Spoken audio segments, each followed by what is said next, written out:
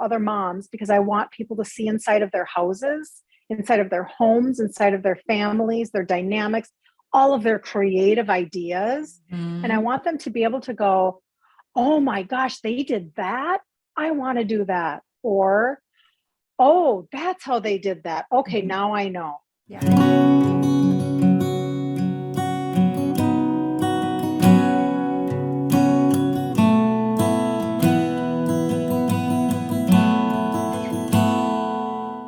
All right, here we are. We are here and welcoming Kirsten Liebelt. She is she's a podcaster, and I'm just going to let her tell her story. Welcome to the podcast, and thank you for giving us the time today, Kirsten. Thank you so much, Chauncey. I so appreciate, and I'm very honored to be asked to even be able to share. I'm very thankful for that. So my name is Kirsten Liebelt. I'm a Minnesota mom of 3 adult children, and we homeschooled for 20 years. And I always tell people we didn't mean to. It sort of happened. Does anybody really want to do this? If anybody, I have interviewed some moms that said, my girlfriend, for one, she said when she was 19, she was babysitting for a family that did homeschooling, and she thought, oh, these kids are so well behaved, I'm going to homeschool. But she's probably the only one that I know of Right. so far. But my story is that my kids, they're all 3 years apart. And when my oldest son went to kindergarten, for whatever reason, he came home and he just was a bear to be with. And I just didn't understand. And it felt like he soaked up every bad behavior off of like the playground or something. It was really strange. And he came home and he treated his siblings poorly. And I felt like, and I'm no question, I had my own parenting skills that were not developed yet. I mean, I'm not confused, right? New mom and all that stuff. But I just felt like I disciplined him literally from the minute he got home until the minute he went to bed. Like all of a sudden he just became this little brat. And I remember standing at the washing machine, and I'll never forget how I kind of burst into tears. And I was like, God, this is not how this is supposed to be. I had a different thought for my family. And I also remember thinking, my husband will never let me do this. But I had a couple of examples at our church. We were living out in the Black Hills of South Dakota for about an 8-year period of time. And so when we were out there happened to be a couple of families in our church, and they were homeschooling and whatnot. And I thought, well, golly, maybe we could do that too. And so the Lord probably gave me the idea, but I felt like I devised a plan. I thought, okay, this little school that my son was going to, it was a small school. It was a Christian school, K-8, like 40 kids. It wasn't even a massive school. And I thought, well, if I buy the exact same curriculum that they are using and try it at home, maybe. So I went to my husband, and at that time, and they were using all of Becca. And for people who have not homeschooled yet, that is, it's a private school in Pensacola, Florida, that has created curriculum to be used by many, many, many homeschooling families and like private schools similar to the one that he was in. But at that time, you could not just go to the Abeka website and order. You had to go through the Christian school or whatever school and have them order for you. Like they were your permission, so to speak, however strange that may be. But we didn't have access like people have access today. Right. So I said to my husband, what if I bought the exact same curriculum? That way, when this does not work out, we'll just ship him right back, no problem. And I think because of that, he said, okay, fine, we'll give it a try. We'll see what happens. Well, we literally just never looked back. And 20 years later, we had graduated all 3 kids, and they're now 33, 30, and 27. And my daughter is married, and she's the middle, and she is going to have her second baby this August. So grandbaby number 2. Exciting. So yay, I know, it's like the joy of my life. And that's pretty much my story in a nutshell of how we got started and how we just never stopped. How did, so that first year, so you kept doing Abeka? We did for that first year. I do think that I became eclectic in my homeschooling very quickly. Right. And just because for a lot of different reasons, but I felt like I really stumbled through a lot. And meaning that I didn't know what so many moms have access to know now, which would be what's the learning style of your child, and all of these different pieces. And this is what a unit study is, and this is what traditional curriculum is, and this is what like unschooling even means. And I knew none of that. Right. And so I felt like I would see something and I would go, I think that's resonating with me, and then I would try it and see who it was working for the most. And, so we became very eclectic. Yeah, that is so my path as well. And cause I didn't know, I had to jump in for different reasons, and I go into this in other stories, but I had to jump in for different reasons. And the same thing, it was like, okay, well, I guess I got to get a curriculum, but I quickly found out that not only did I not have time to administer that curriculum, I had 5 children. I had 2 toddlers, but I had 3 kids in school, kindergarten. Right. We're going into first, 5th, and 8th. And I was like, there's no way. I mean, this is no way, I mean, you're like, I've had this all the time. And so very quickly it was like, yeah, we're going to set a timer and do 30 minutes of Saxon math. And then we're going to do unit studies all together. And that's all we did. And it was very interest based. I mean, it was obviously structured time, not structured content so much, but I kept looking into curriculums going, well, maybe there's one out there. And I would buy some. Me too. And I would kind of implement some, some things about American history that, that's kind of cool. I really love the unit study on Little House on the Prairie, just different things that were just right in your neck of the woods. But that's very much my path. Is I couldn't administer a curriculum. It just couldn't happen. Yeah. Yeah. So right. Anyway, but this is what's kind of led you into what you're doing now. Right. Is the fact that you started out not knowing what to do. And so I didn't at all. And so then what happened was, fast forward, my son, my youngest, who's now 27, back in 2020, let's see, he would have been 25. So I had been done homeschooling for 8 years at that point, 7 years. And February of 2020, I really felt like God laid it on my heart to support the homeschooling mom. And I remember verbalizing that to my husband. And I said, it's just the strangest thing. I feel like I'm supposed to do something for the homeschooling mom, but I honestly have no idea what they would need from me. Because what I knew by then was that my world of the only access that I had was, conventions here in Minneapolis, or, I had a few homeschooling family friends. Those days were long gone, not meaning that we would end conventions, but now everything was a buffet online. And so I thought, gosh, they've got so much access to everything. I know that I have value as experience, but what could I tell them that they can't Google? This is my thought.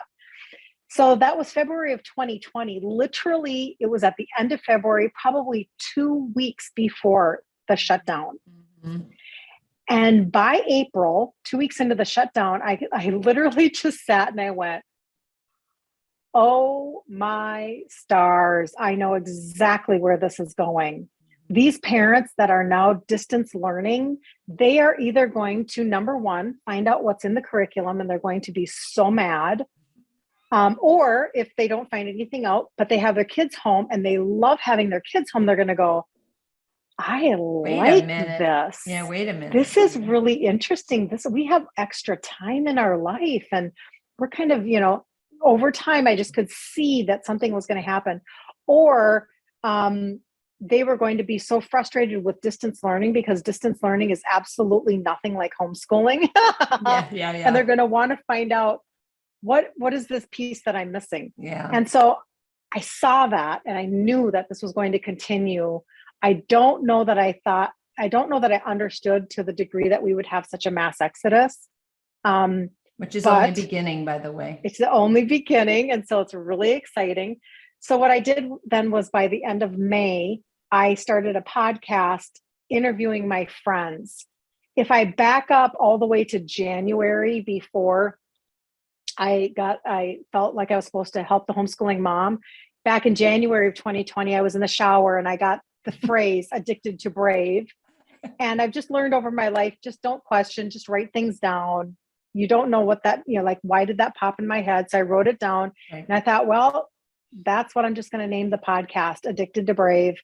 And I started with my girlfriend, who I just adored for so many years here in Minnesota. And I just took it from there and I started interviewing people because I knew that I wasn't the secret. I knew that I was like a grain of sand on a beach, because my story is so limited by my everything, my geography, socioeconomic, class, everything. And there were all these stories that could be told. So to other moms, because I want people to see inside of their houses, inside of their homes, inside of their families, their dynamics, all of their creative ideas. And I want them to be able to go, oh my gosh, they did that. I want to do that. Or, oh, that's how they did that. Okay, now I know. Yeah, they Or have that's this, where they that have this resource problem. is. Yeah, they have this problem, and that's how Right. they solved it. Right. Yeah, Because one of the things that we don't fathom, we have no way to fathom in our minds, is just how big the internet is. Just how big the internet is. If you reach if you reach tens of thousands of people, it's a pinprick. Yeah. Of the people that still have not been reached by this message. I totally agree. So that's why God is mountainous. saying in the shower, which is where I get my best. I know. And that's where I get my best ideas too. In fact, like, I'll get out of the shower and pick up my phone and go, Shane, he's my business partner. Shane, I just got out of the shower. He goes, okay, what have you learned today?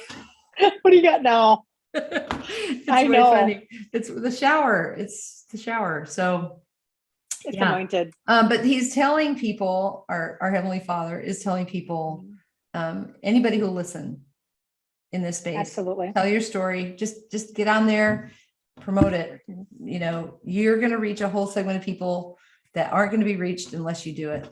So congratulations to you, and you listened and you just plunged forward, and your husband helped you because he's in radio, and that's He did. Because I'm still struggling with this aspect of it. I'm still obviously struggling with this aspect of it. We're having interesting times getting on Zoom calls.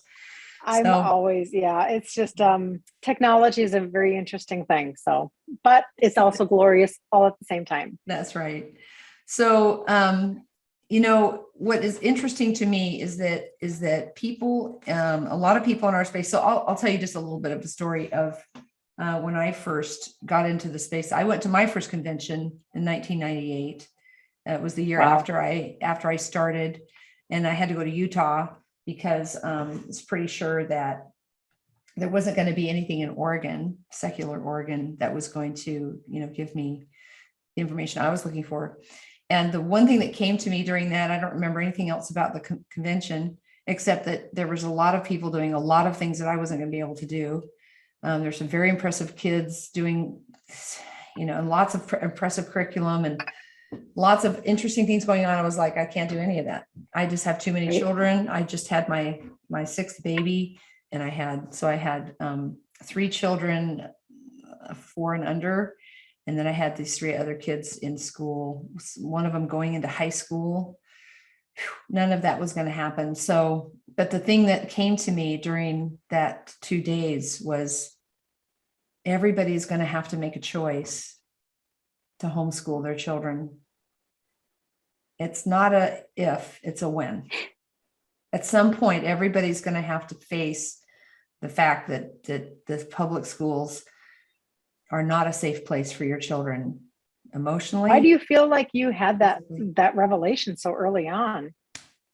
I think I did because I wanted to give up so many times. And so the second thing I learned pretty early on in my journey was that this wasn't necessarily for my children, it was for their children. So it was important to the Lord that I show my children that a system that was easy to administer, and it wasn't complicated. Wow. And that they could do with their own kids. So that You were very way ahead of your time then. That's I really, really neat. I was, and I don't, and I wanted to give up so often. Like I probably mentioned, both my parents were public school teachers, and they were very against me. My husband was very supportive. I came to him and I said, I have to homeschool these kids. I mean, I can't. Right. They were struggling academically. I was spending hours trying to teach my daughter to read as a fourth grader. And there was just problems all the way along. And he's like, okay, well, it's your thing. Good luck. Amazing. And then my parents backed me into a corner and said, you're going to ruin your children. This is terrible. You're going to drive yourself into the early grave. And I was like, well, yeah, maybe. You don't know what you're doing. You don't even have a college education. But it's true. I don't know what I'm doing. Yep. But I know this is what I have to do. So, on we went. And some of the saddest conversations I've had, and we were talking about this right before we came on, is with other parents who send their kids off to a Christian university. Yep. And their children lose their faith. Correct. By design. So tell me what you see in that. Mm-hmm. That. I can go all the way back to before I had children, and my husband and I were newly married. We've been married 34 years now. And so it was literally our first year of marriage. And I went to, we went to Sioux Falls. He took a job at a radio station in Sioux Falls, South Dakota. And I went for one semester to Sioux Falls Christian College. And I remember having a teacher there who was like, she was either agnostic or atheist. And I remember going, what? Like, I was really confused. And so that kind of just like, I filed that away. And then over the years now, as I have watched the universities be used for voting registration districts across the United States, Right. when back in the election 2008, I went, oh my stars, they're using the universities. Like that was my biggest wake up call ever. And I'm starting to put pieces together. But then the biggest blow and understanding was that, like my girlfriend who sent her daughter to a Christian university, which if you just listen to those words, they do not go together. Somebody would have to show me a Christian university that is actually teaching straight Christianity without evolution, right off the bat, without a lot of stuff, right? Yeah. That's for sure. I just don't think it exists. I think when you become a university, they sell out to get the money. And I really believe that. Even where I went to Northwestern College, which was, I think it was originally a Baptist college. It's here in Minneapolis. They became a university. That's not fantastic. It compromises everything. Bethel is the same thing here in St. Paul. Bethel Christian College, that they're now a university.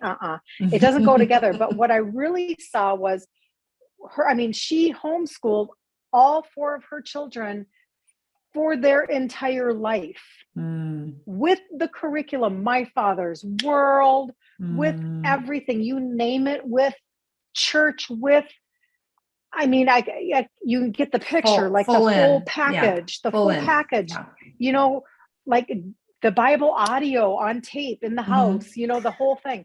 And her daughter goes to a Christian university and meets a boy who is compromised in his faith and takes her down a journey, and she leaves, and she didn't even go to the full 4 years.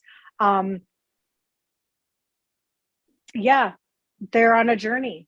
They're still continuing their journey because now the daughter is very off of that path. Very, very off. Yeah. And very concerning. You have to wonder because, obviously my kids went to community college in high school. Sure. where they were exposed to a lot of crazy stuff. Right. And Interesting. so they would come home and we would discuss it. And I didn't say, oh no, that's completely wrong. And we reject that. I didn't do that. I said, Sure. well, you tell me what, you're getting out of this. And I didn't push it. I let them, I remember some really interesting conversations I had with my youngest son, who took religion, history, was it? I think it was the history of religion or something. And this teacher was very anti-Christianity, of course, and proved that Christianity is a complete myth, because you have through, long before the Bible, you have almost anything you can find in a myth in some culture regarding the Bible. So that just proves that all the Bible writers did was just combine all these myths into the Bible. And so I said, well, you tell me how you think that could be. How could it be that there could be all these myths happen prior to the writing of the Bible? And his answer was, eventually, after exploring and after listening and doing a little research on his own, he said, well, I think it just proves the Bible's true, because those things were all prophesied, right? Everything that happened, tree of life is a motif throughout many, many cultures. So it just shows you that had been preached and prophesied all over the place. Just a whole bunch of history we don't have. That's all. So, I don't know how to stop that, because kids have to, some kids for some, professions have to go to school. You can learn. Absolutely. So how do you, I don't know. It's just an overwhelming flood. Yeah.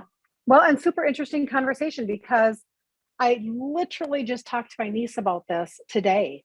I was at her house, and she's 35 and she has a son. She's a single mom, and he's 6. And she went to a university here in Minneapolis that is known for being extremely liberal.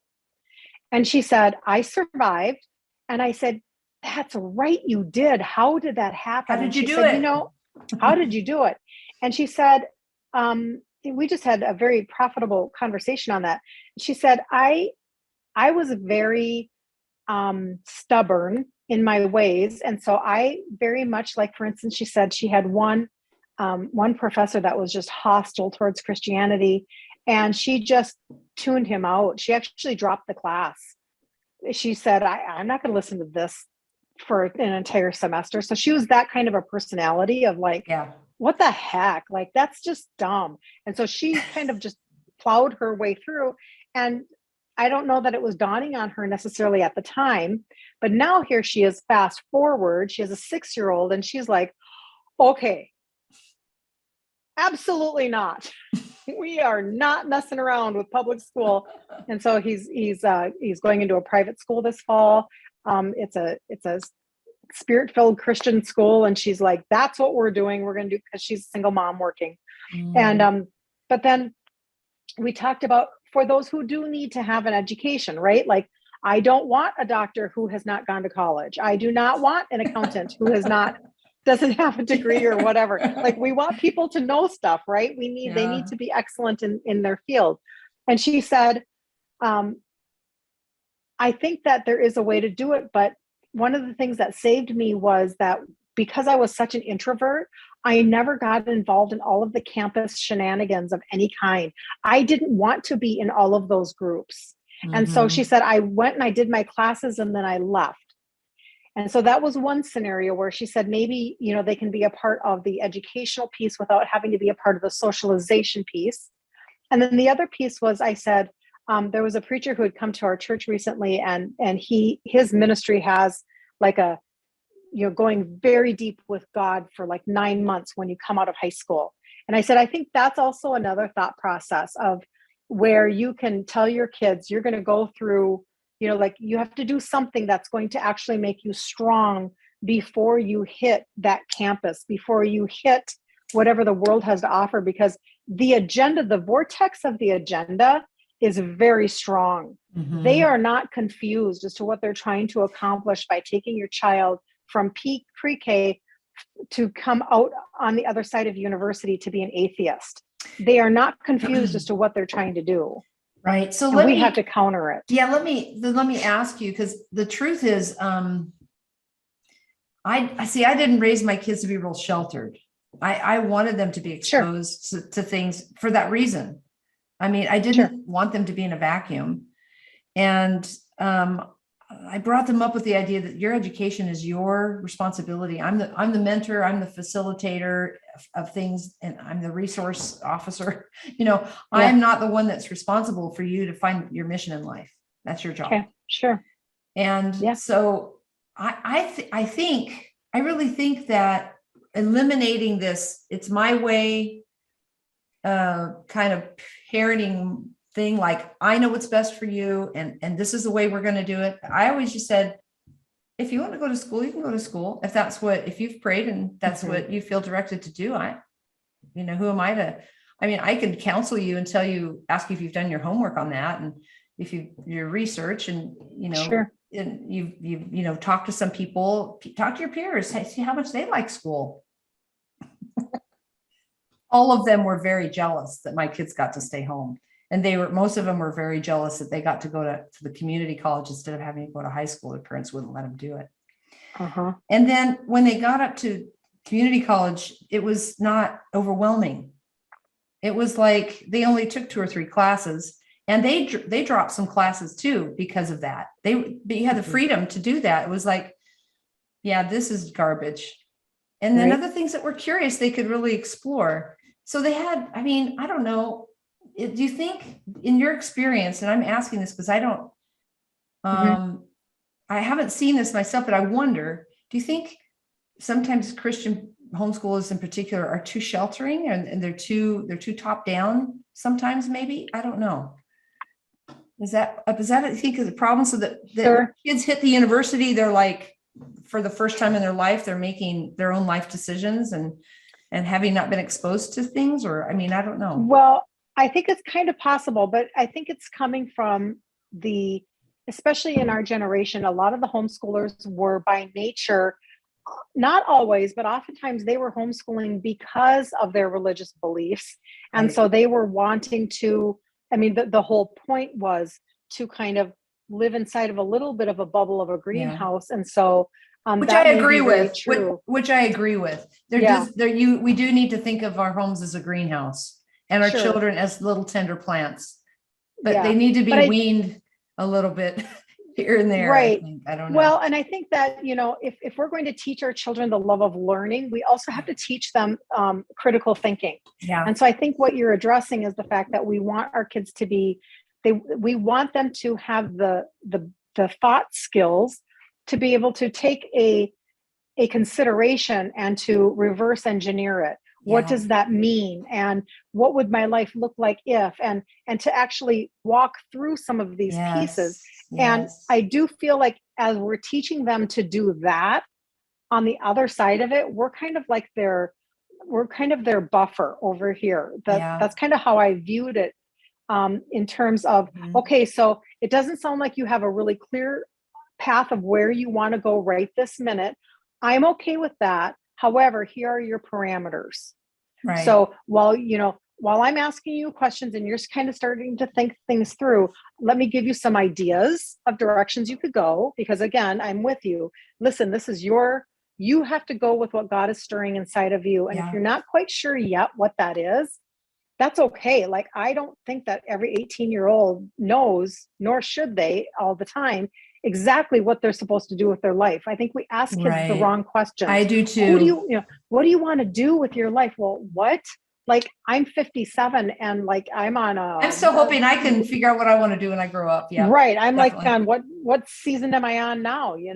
And so anyway, but what I did tell my kids from a Christian perspective is, I told them, here are some of your options for, if you don't want to go for a degree right now or whatever, here are some options for, let's get you grounded in Christ. Let's get you grounded. And here are some programs. And we would talk about YWAM, and we talked about all different kinds of programs that they could consider, and because nothing else was going to matter. Yeah. Nothing else matters. Absolutely Exactly. nothing else was going to matter. So true. It didn't, who cares? Yeah. You know what I'm saying? Like, if you want to be a garbage truck driver, then be a garbage truck driver and be the best one you can be. But if you don't know Jesus, it doesn't matter. Yeah. Right.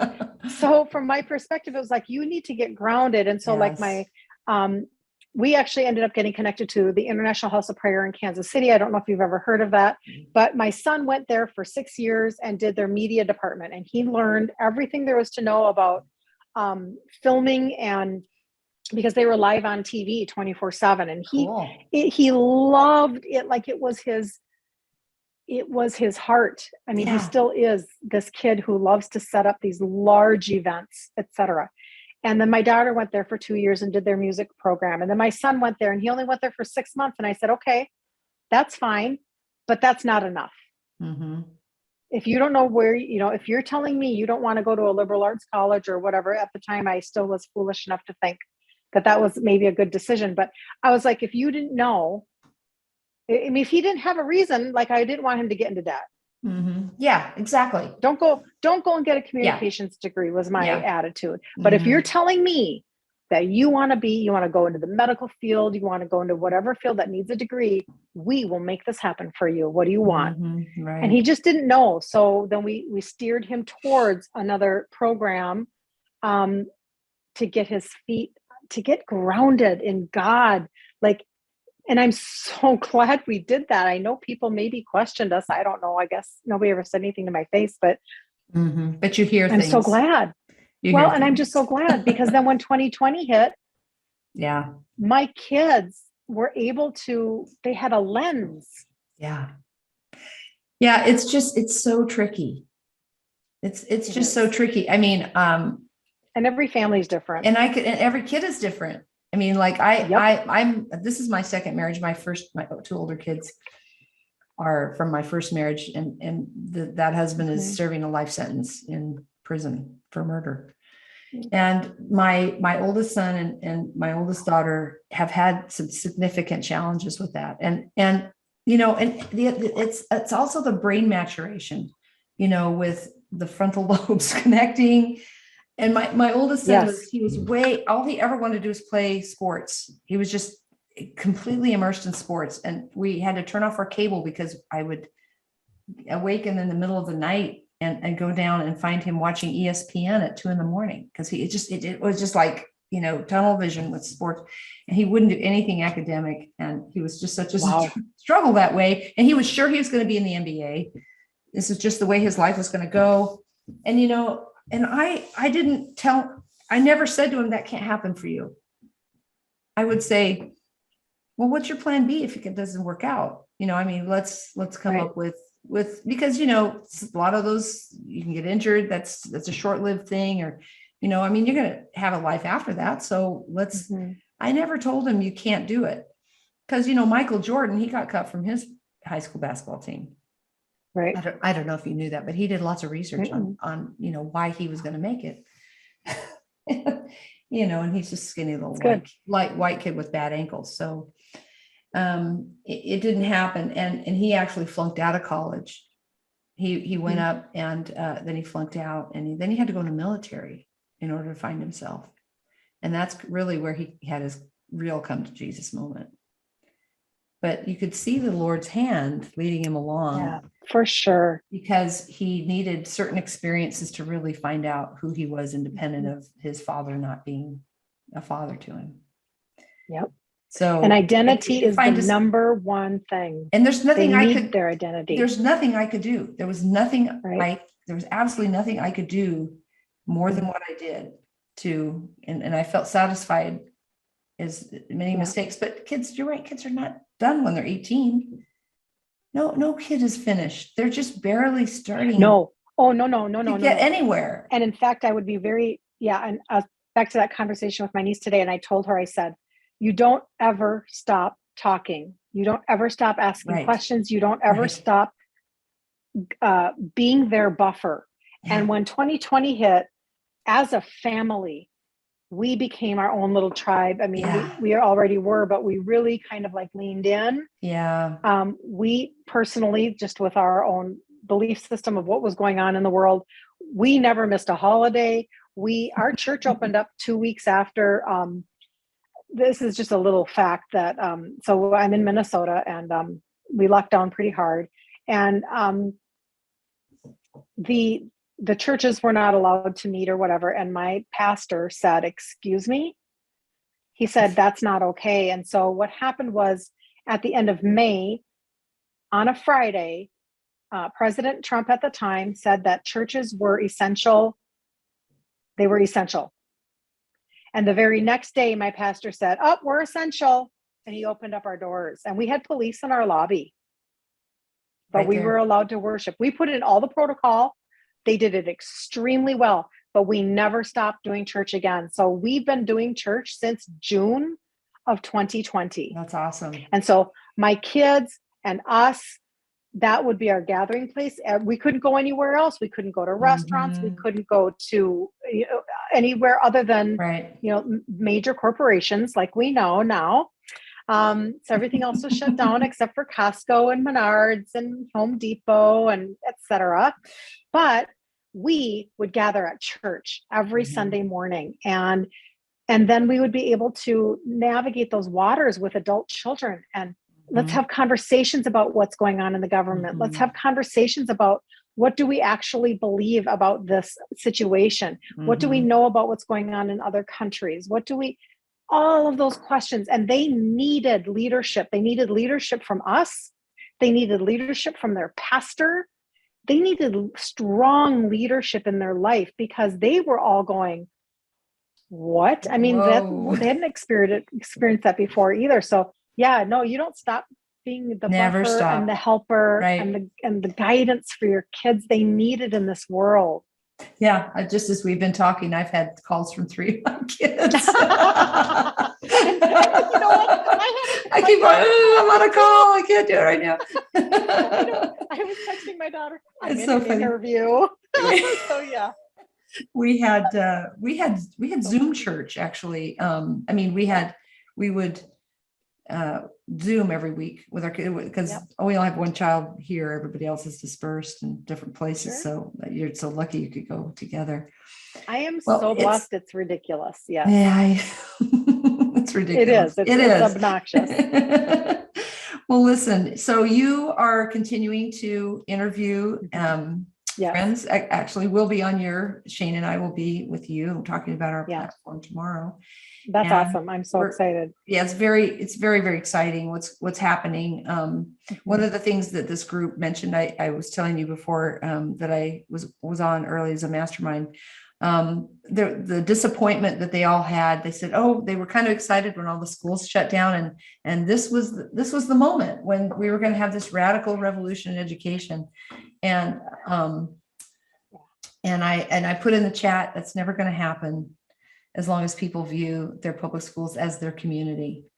And that's where we have to educate people, is that we need to get away from this idea that you have to socialize your children at the public school, and that they're going to be social misfits if they don't get into into these factory schools that indoctrinate. We need to stop being so loyal to our schools, because they are not the community that's going to really bless your family. If it's the destruction of the family, I write a blog on the 2 things that are breaking up the family are screens and schools.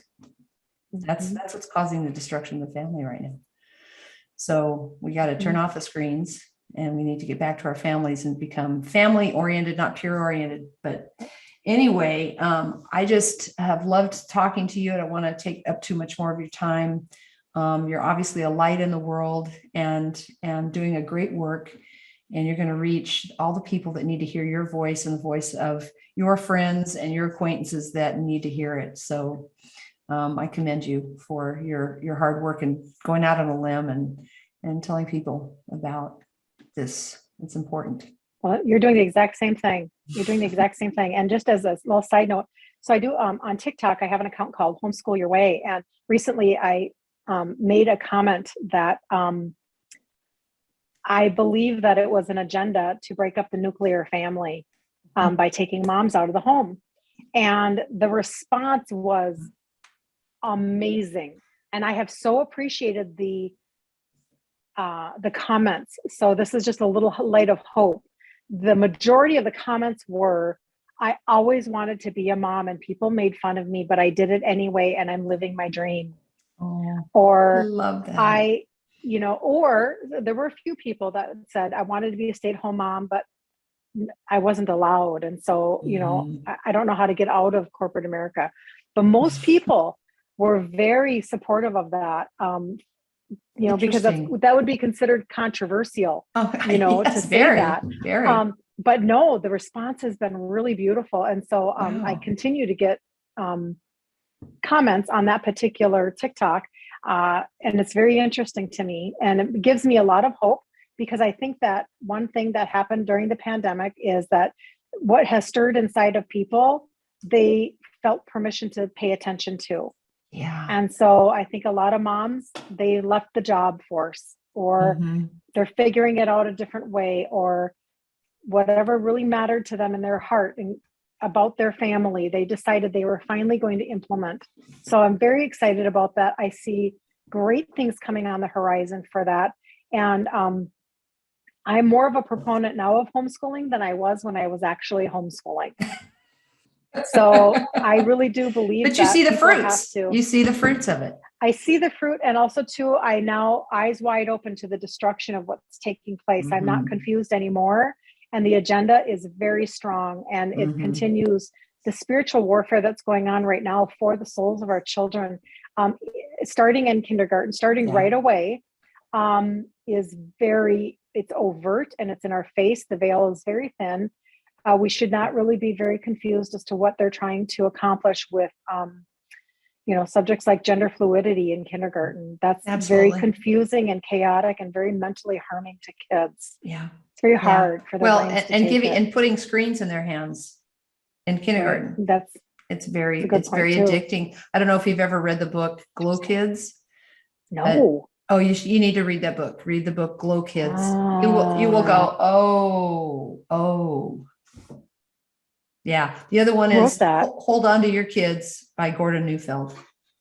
Okay. Those two books are really gonna give you a lot to talk about. So wow. Thank you, Kirsten. Thank you for having me. Yeah, you bet. And I can't wait till tomorrow. We'll talk some more. I'm so excited. That sounds great, Chauncey. Okay. Thank you so much. Have a great day. You too. Bye-bye.